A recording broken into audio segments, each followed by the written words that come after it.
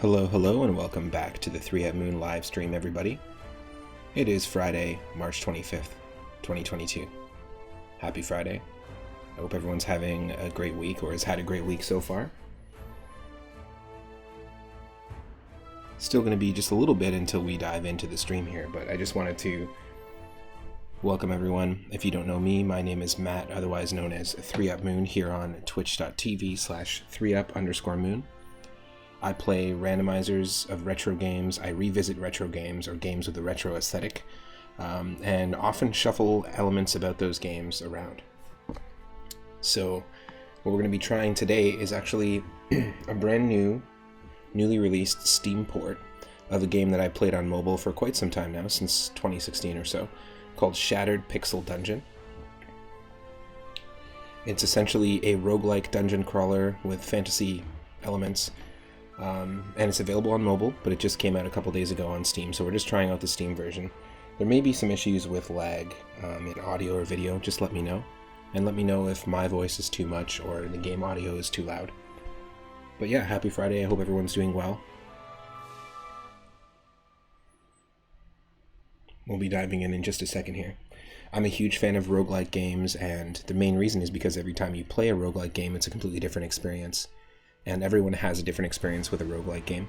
Now, we've played The Binding of Isaac Rebirth on stream before, and actually, if you're watching on YouTube, this is part 1 of our Shattered Pixel Dungeon playlist. But you can check out about 30 or so full runs, or full streams of The Binding of Isaac Rebirth. It's a fantastic roguelike game where every time you play, it's completely different. Randomizers of retro games kind of do a similar thing. They create a brand new, unique experience every time you play, by shuffling around the order of the levels that you tack on, or that you'll tackle, sorry, and then also shuffling around the enemies, shuffling around enemy stats, bosses, all sorts of cool things like that. So feel free to check out all my other streams up on YouTube. If you're new to the channel, click that follow button. I want to say thank you to the recent followers. Thank you to Mr. Ninten for the recent follow. Thanks to Vigo the Carpathian for the recent raid, and Legend of Figaro for the recent raid yesterday, as well as Henny Blank and Idarama for the raids. And also thank you to The Curious Worlds for the recent Twitch follow. Now, if you're not a member of my Discord, you can go check it out over there in the chat. But it won't be long, we've got Shattered Pixel Dungeon up next.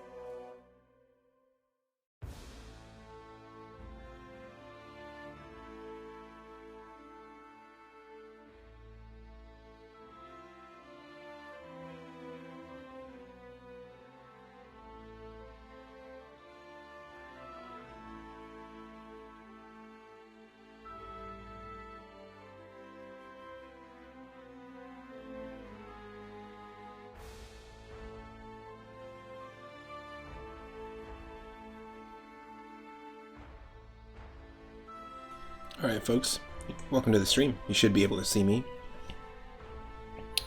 I am apartment hunting, so you won't see me in this space for too much longer, but we'll have a new space. But this is Shattered Pixel Dungeon. Like I said, it's available on mobile, and it is also available on Steam as of a couple days ago. Hope everyone's having a great Friday. I'm going to just minimize some things, and you let me know if I need to adjust the game audio, if you need a little more or a little less. And yeah, we'll go from there. This is essentially a game I've played since, I want to say 2017 or so. But this is essentially just a port over to Steam, so hopefully everything's working okay here. You should be able to see.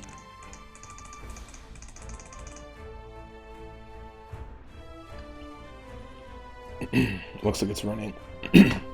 Excuse me. Looks like it's running okay.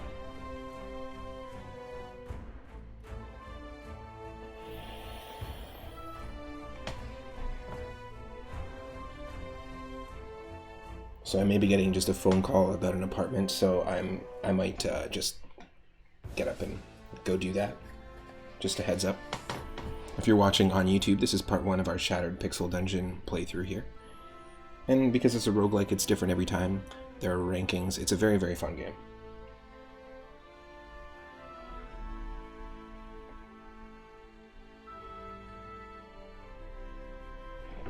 Okay, so we're not turning the alerts on to just ensure everything's going to work nice and smoothly. Let's go for it.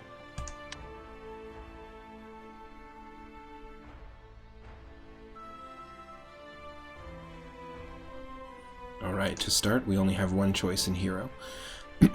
Before we do this, actually, I want to just change the settings. I feel like we should brighten this up a little bit.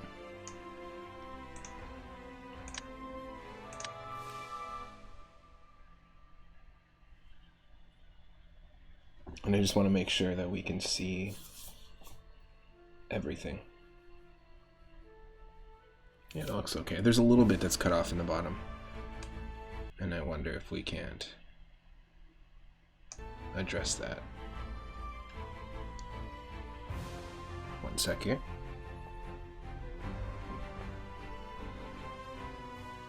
Yeah, that looks about good. Alright, so the warrior.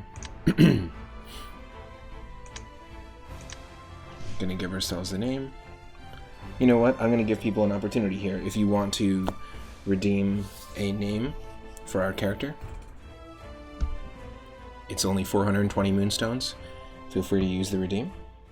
We'll name our first character here, and I'm just gonna be right back.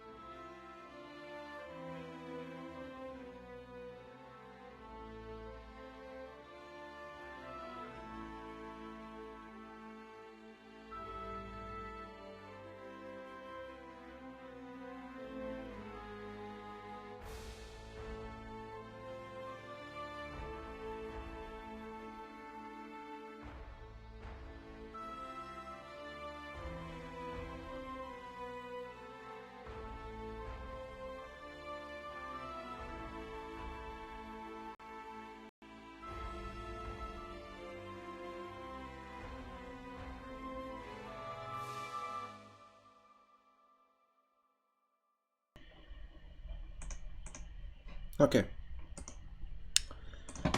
Welcome to the stream, Zombie. Thank you for the name redeem. We got a 3-up Moon, like an uwu. Like a little uwu.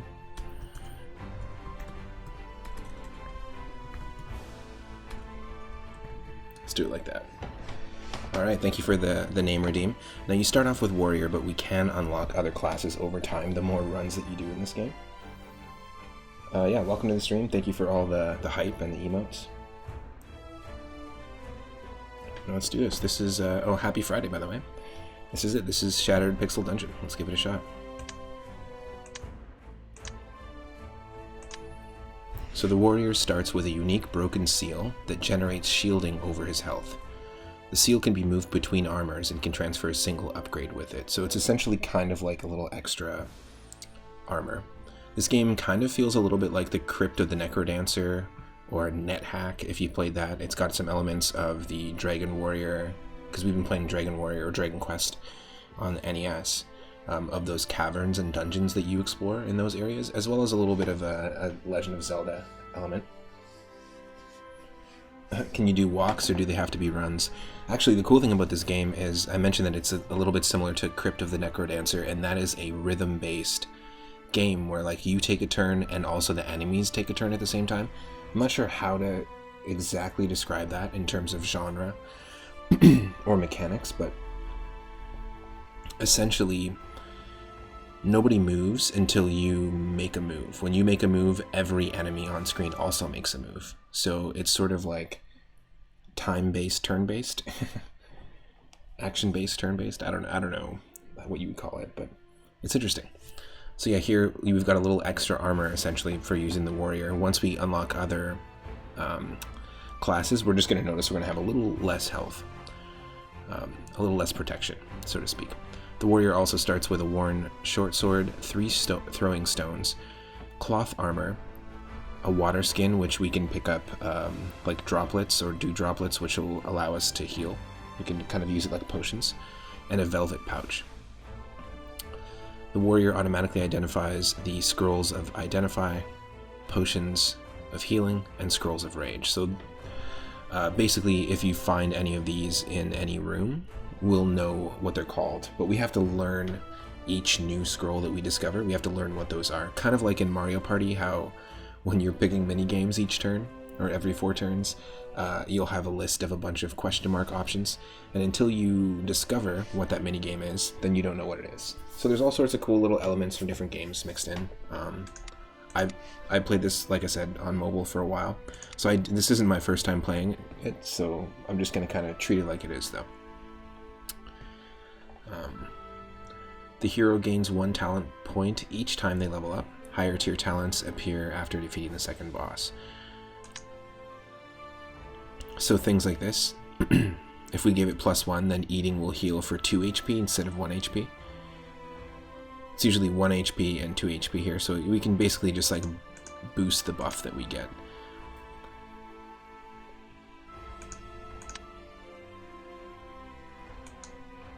So pretty cool stuff. Increase our shield. Pretty normal stuff. Let's do it. And the idea is we're trying to go deeper and deeper and deeper into the dungeon.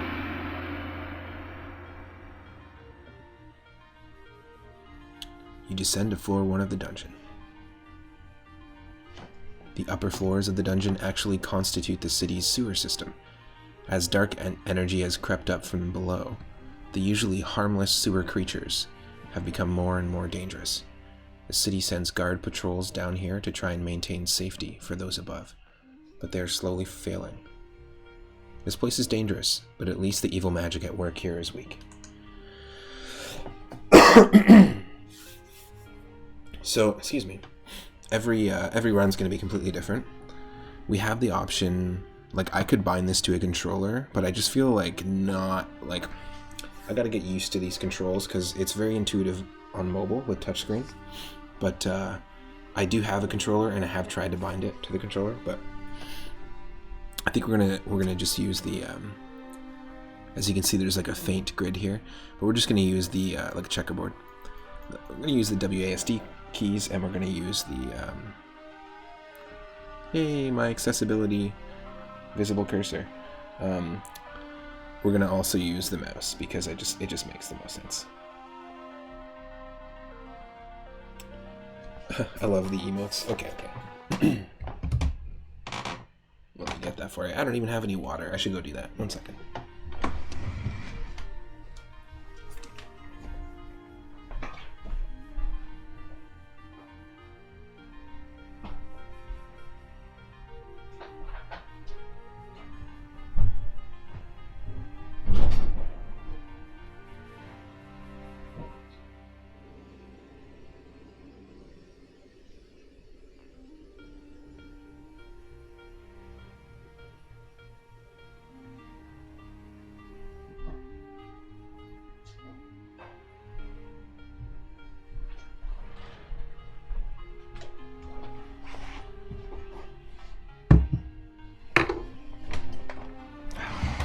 It's important to hydrate.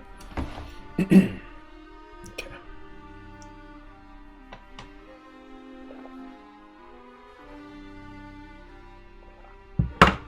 Oh, great. Just dropping everything. Alright, I might actually just put this on this side.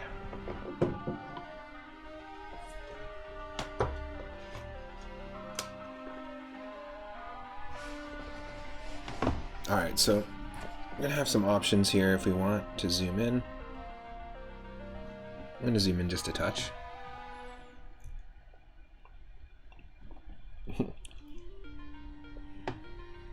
Hydrate unless I want to dihydrate. It's true.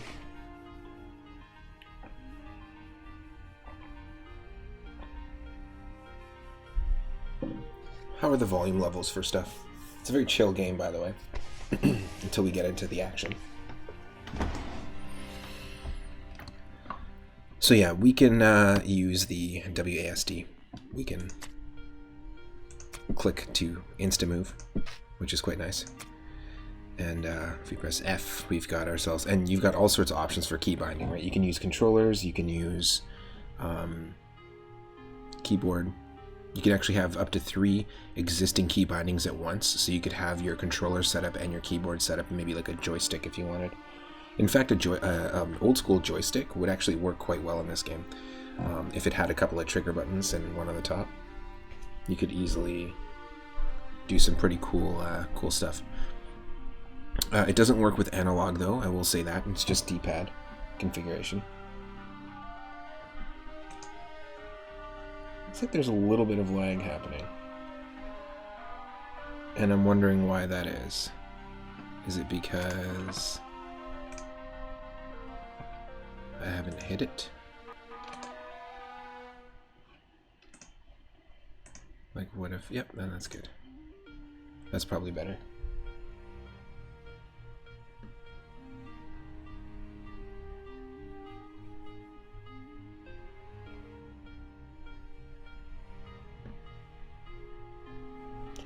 It's just a weird delay that's happening. I just want to make sure that's not caused by anything here.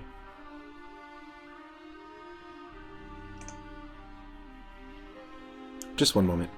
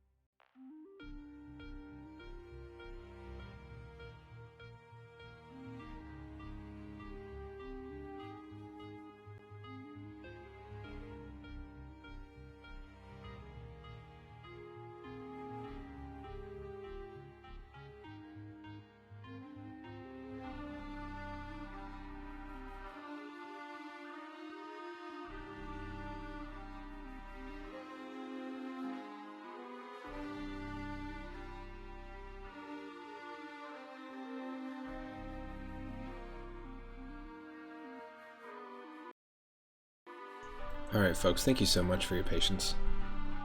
It looks like things are fixing themselves here. And if I hide... Okay, cool. Whew. Looks like it's going okay.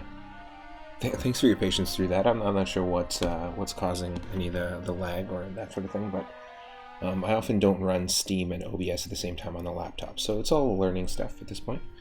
But speaking of learning stuff, this is the short sword that we automatically have equipped. We can learn a little bit more about it, all of our weapons this way too. A quite short sword, worn down through heavy use. It's both weaker and a bit lighter than a short sword in better condition. It's such a generic, vague sentence. This tier 1 melee weapon deals 1 to 10 damage and requires 10 strength to use properly. So it's automatically equipped. You can drop weapons, you can throw weapons as well, you can choose to throw them. So if there's a weapon that doesn't have enough strength or it's quite weak, then you can use, like, in your final attack, you can just like huck it at an enemy or something, which is nice. We've got cloth armor, which offers basic protection, requires 10 strength to use properly. The warrior's broken seal is attached to this armor. It's providing him up to 1 shielding. So there we go. We've got 3 throwing stones, food, 1 ration of food, and then our water skin is a container for liquid. Right now it just contains water, and surely there's something in the dungeon that the water skin could store instead. Interesting. We also have the velvet pouch. This small velvet pouch can store many small items in it, such as seeds and rune stones. So there's going to be like enchanted items that we can store, and the seeds are really interesting because you can throw them in the corner or throw them in any direction, and it can grow a plant that will do something. It can poison an enemy, it can attack them, it can affect us as well negatively, so we got to be very careful. Ooh.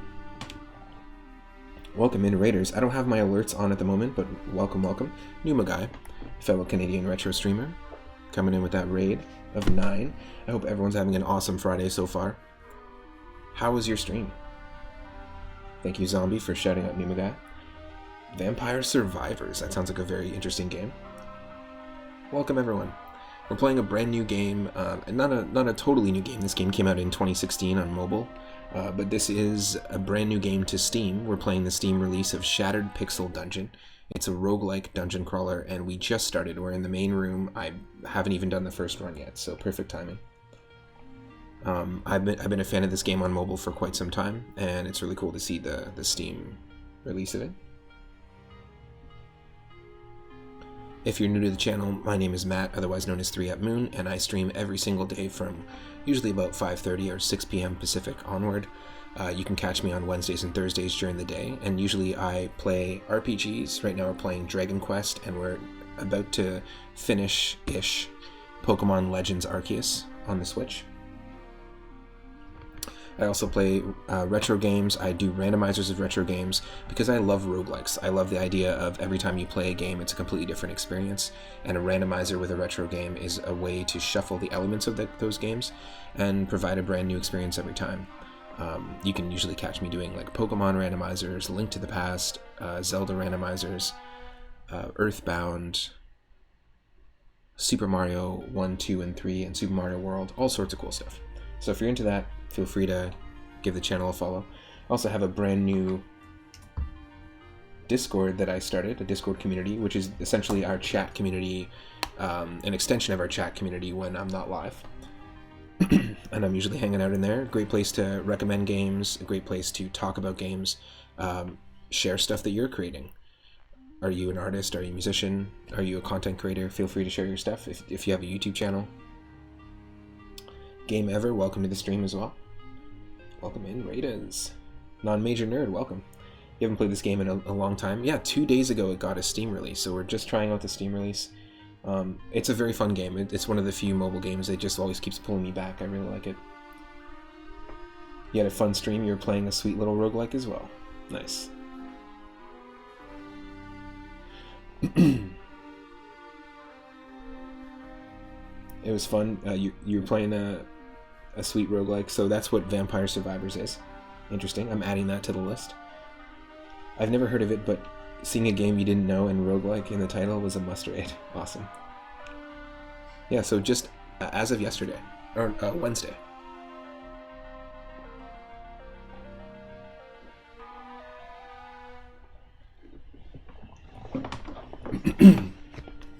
Okay.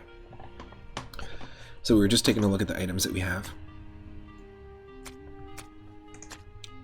So I can use the mouse. I can also, I was mentioning earlier just before the raid, what's interesting about this game so far as well on Steam is that you can do you can have three simultaneously existing, what do you call it?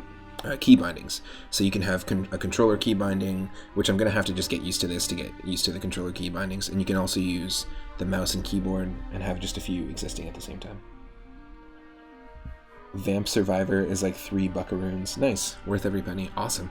Feel free, Numa guy, if you're a member of our Discord, feel free to mention that, maybe make a post about it in Planet Mobius, which is our gaming channel.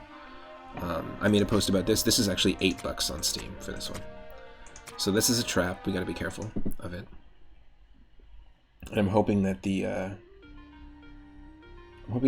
lag goes away. I was experiencing a bit of lag earlier. I'm not sure why.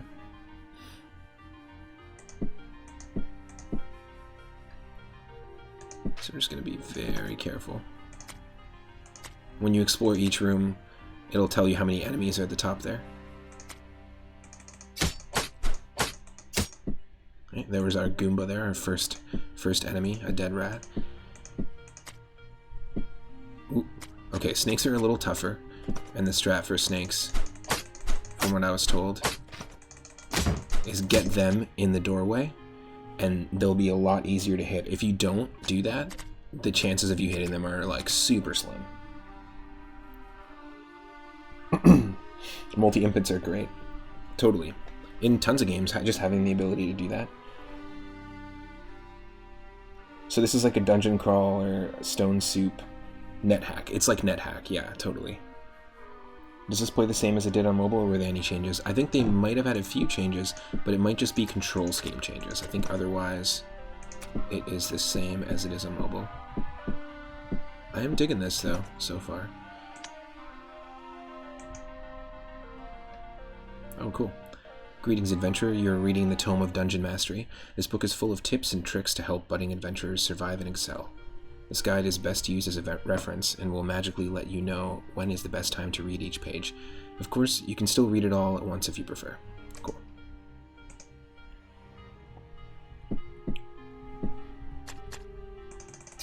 So as you can see, you make a move and then all the enemies can make a move, but I can also wait a turn. Choose to do nothing.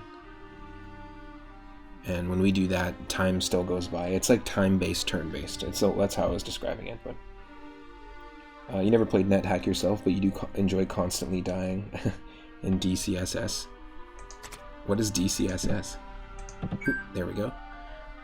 So there's our first rune. Or stone. This is our first rune stone. The Stone of Intuition. This runestone holds a weaker version of the magic found in Scrolls of Identification. Rather than directly identifying an unknown item, it will work on your intuition, allowing you to attempt to identify a type of potion, for example, a scroll, or a ring by guessing. A correct guess will also preserve the magic in the stone, allowing it to be used a second time. So often when we come across a ring or a scroll or a potion, we won't know what it's for, so we'll be able to use this at that time to identify it, which is quite useful. Dungeon Crawl Stone Soup. Alright, I'm buying it. Nice. It's so good. It's such a fun one. I'm not, by the way, just to let people know, I'm not sponsored. I've been talking about this game for a bit, but I'm just really stoked about it. Like, this is, I think, made by one person. Like, programmed by one person, art is by one person, sound effects by another person, and music by another person.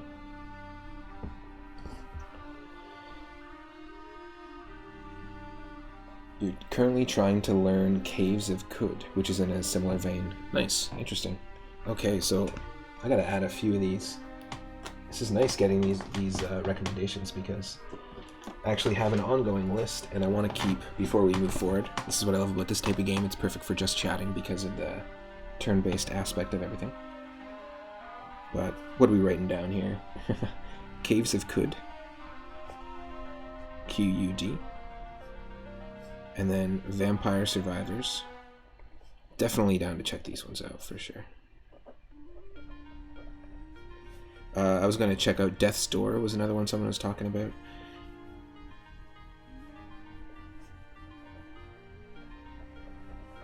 Nice. I have a huge ongoing list of recommendations, and ever since we started the Discord, it's been really nice because people have been recommending a whole bunch of really cool stuff.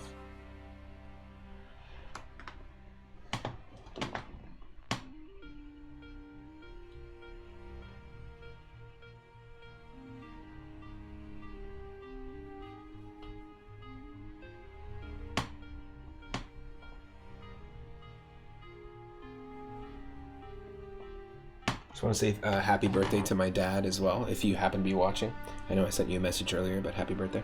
I love you. Love you lots.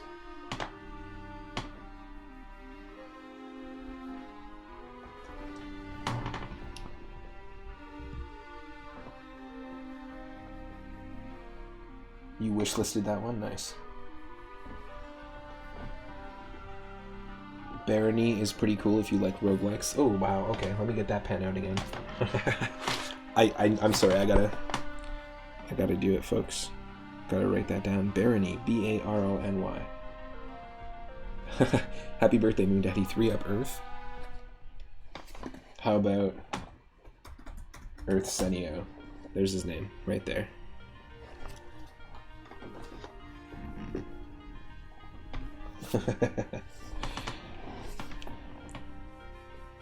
Barony is a voxel-based first-person net hack. Interesting. With a co-op of up to 4. Very cool. So kind of like this, but co-op. I'm definitely down with that kind of thing. Intriguing. That's funny.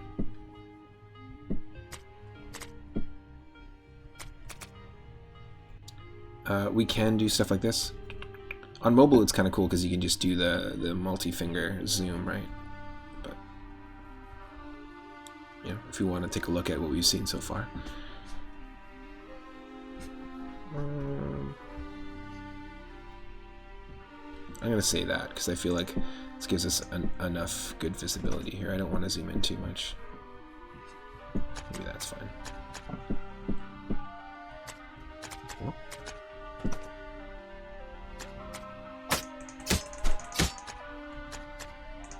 Can you use the mole skin or the water skin to pick anything up? No. There we go. You collected the dewdrop in your water skin. And then we can heal with it.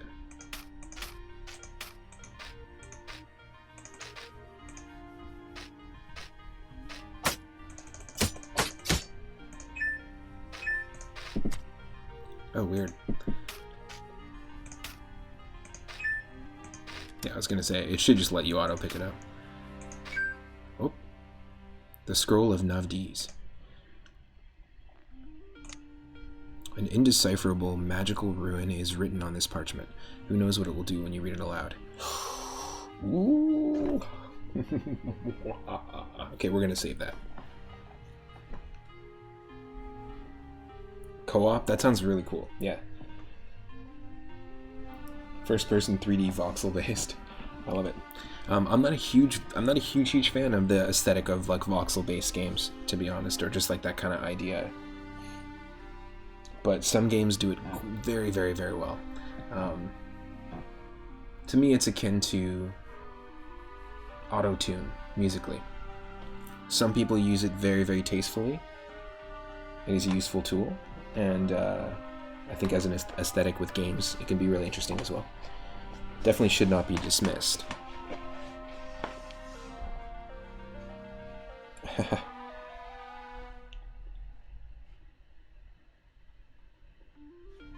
Alright.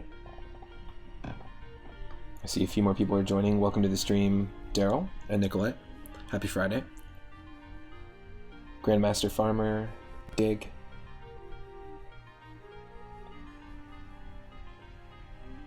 Awesome. I'm going to definitely save that. We'll get hungry. You'll notice that we'll get hungry here, like our health will go down, but our health is also healing with each turn as well. We do auto heal. That is a golden potion. This flask contains a swirling colorful liquid. Who knows what it will do when drunk or thrown. So what I think we should do, just because we have it, let's use the Stone of Intuition on the golden potion. So we have to guess what this does. This is going to be interesting. You have a problem with unknown effect items. You literally always have to take pills in Isaac. Me too. Me too. In Binding of Isaac, every time I find an unknown pill, I just go, I just got to use it anyways. So this will be a little interesting. Scrolls, read them. Potions, chug. That's the new Magai perspective. I like that. Knowing full well you're probably going to take a penalty. You never know. You never know. So I'm just going to guess. It's a potion of haste. It was incorrect. So I still don't know what it is. And I wasted the rune. The only benefit of using the rune to like identify something like that is to, like, if you do, then you'll be able to use that potion. If you guess right, you'll be able to use that potion twice. So it gives you a second use. So there are some cool benefits. It almost feels like a little bit of a gamble. But I think that there's only so many, right? So you can eventually learn what they all are, just like in a game like Isaac. But let's do it. No, I'm gonna wait until we get into a room with enemies before we do that, and we should be able to. Oh, I used it. We float into the air. Interesting. So that trap doesn't affect us. We know this will take us to the next level, but I want to fully explore. And we have a chest. Alright, so now we're not floating anymore. That was temporary. We do know what that is now, though.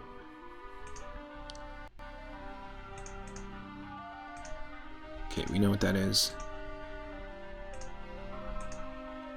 It won't tell us. Okay. Oh well. Learning. There was a throwing club inside the chest. So you'll see at the very top here, it has like a ratio 10. So this is telling us that in order to properly use and wield the worn short sword, we need 10 strength to use it properly. It doesn't mean you can't equip it. You actually can equip stuff while you're outside of that strength level. Here, it's telling us we need 11 strength. This is a tier 2 thrown weapon. The thing is, though, because of our inadequate strength, this weapon will hinder our attack speed, accuracy, and ability to surprise attack. So you can still use weapons outside of your range, but you're gonna be slower, you might miss, all sorts of cool stuff. So the weapon's designed to be used at a distance, because this is a throwing one. So it's more accurate against distant enemies, will be much less accurate at melee range. Thrown weapons also wear out and break as they're used. 15 uses until one breaks. Okay. And we have 2 of them. So that's just something we can hold on to. Good to know just how they lay that out. The same thing works with armor as well.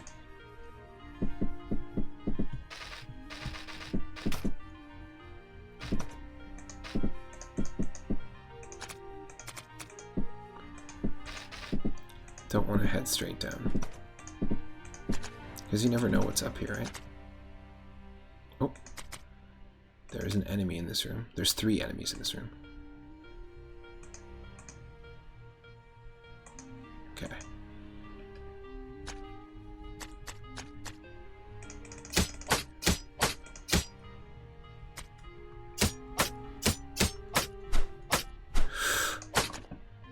Like I said, we need the strat where we put the snake between the door and boom. Alright, so it looks like we're hungry here. It's telling us we're hungry. Also, we got a level up, plus accuracy, plus evasion, plus 5 HP, plus talent point. And we picked up a seed of sorrow moss. So let's take a look here. Talent points. We can upgrade how much we heal when we eat. Our natural ability to identify weapons and armor. or natural ability to... Basically, we can heal when we identify an item. I'm going to go with this, actually. I think we're going to go with our shield. I feel like... Just really quickly. Don't think the sound effects need to be that loud.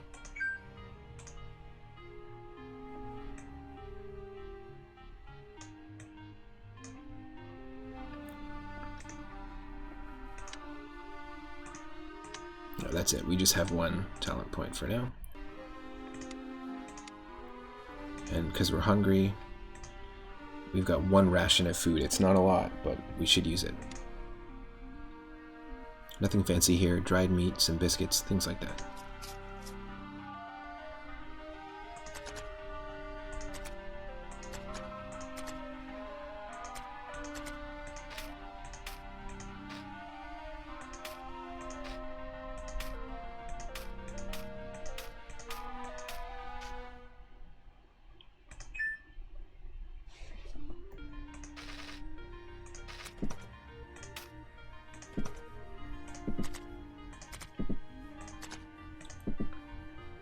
Just doing the full exploration here, and we can even do this.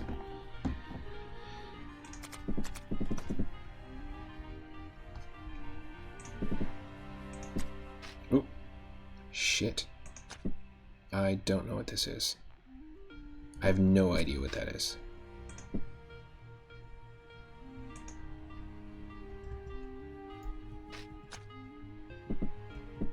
Okay, we can stand on it.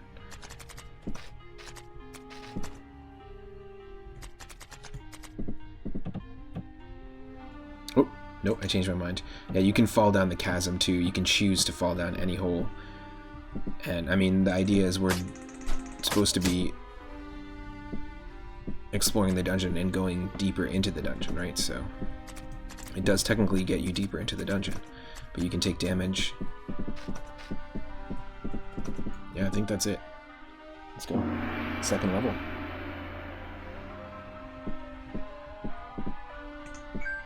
Picked up the torn guidebook page.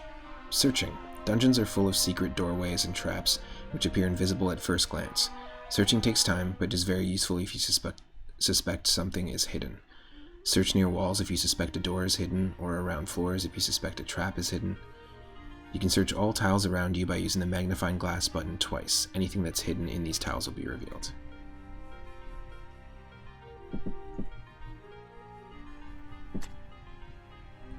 It takes a turn, right? Oh, there we go. We searched and didn't find it, but we, just by walking towards it, found a secret door. Yeah, you gotta put a snake between the door there. It's the only way. We got a badge unlocked, so that's essentially an achievement. Novice Monster Hunter. Defeat 10 enemies in one game. This looks a little dangerous, so I'm just gonna not go there yet.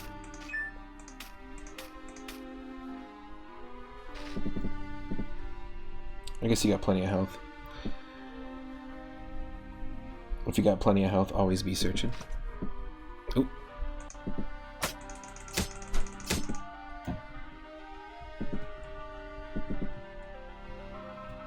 The thing is, too, you don't need to actually use search to reveal a door. You can reveal a door just by walking up against a wall. Like, that's how we revealed it here. We didn't even use search. Oh, geez. There's a trap there. We took a bit of damage. We don't have anything to heal with. Well, we have actually a bit to heal with. We don't have anything to eat. So the hunger is gonna be a toll. Wow, a hidden explosive trap activates. What the hell? Okay, dealing with hunger. Rationing food effectively is one of the best things you can do to improve your odds of survival. It's best to think of health and hunger as resources that need to be managed, rather than being kept full at all times. Starving hurts and being full slowly heals you. If you have full health, though, the health regeneration you get from being full will be wasted. If you pace out when you eat, based on how your health is doing, your food should last much longer. Okay.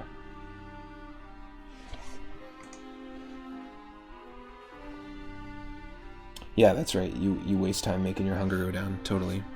So that's dangerous as hell. A little secret corridor. I'm just gonna read the scroll. Oh, it lets us cleanse an item. Do you want to cancel the scroll usage? It'll be consumed anyways. Yeah. Yeah, we don't have an item that we can cleanse, so that was a waste. That's fine. We do have this though, the seed of Soromos we picked up from that snake.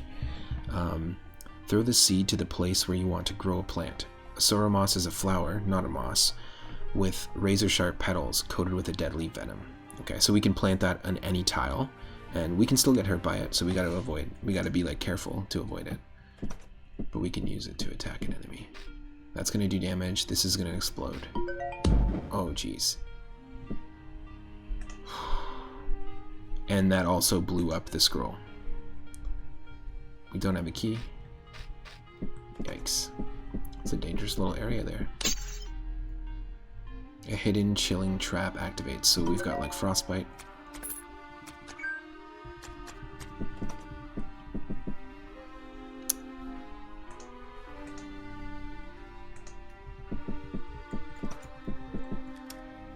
We got that key. Ooh, yeah. The Stone of Blink, the Runestone of Flock, and the Runestone of Disarming. Yes, please.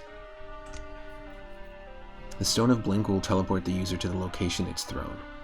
Nice. The Stone of Flock summons magical sheep for a short time around the location it's thrown. Okay. It makes me think of Worms, if you ever played Worms 2 or Worms World Party, those games. There's that like super sheep item.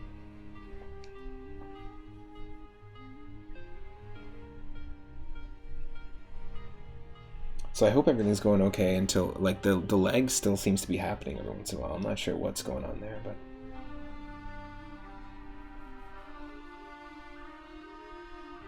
it smooths itself out every once in a while.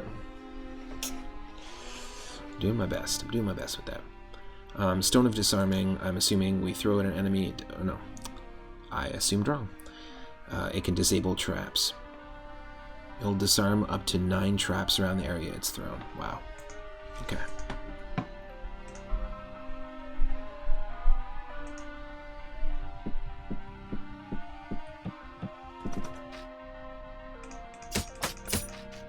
The heck enemy was that? It was a Knoll Scout. Well, thank you for that.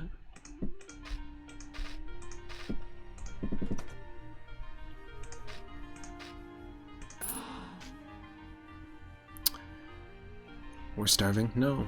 Novice Treasure Hunter, collect 250 gold in one game.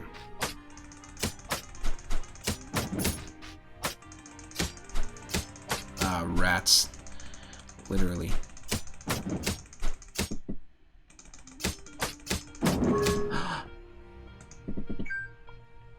I gotta pray this is a healing potion. Nope. That froze us. That made us colder. Alright.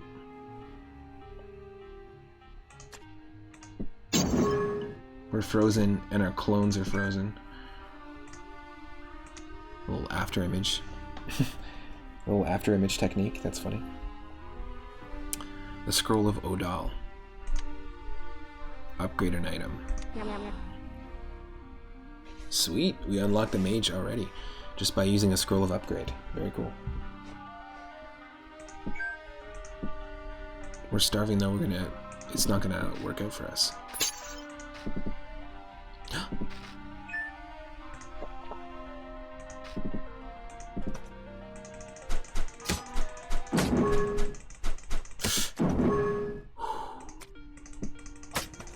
No, marsupial rat killed us.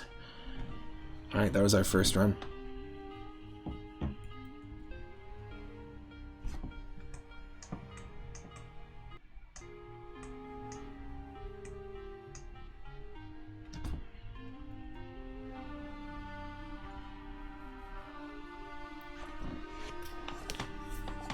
That's it.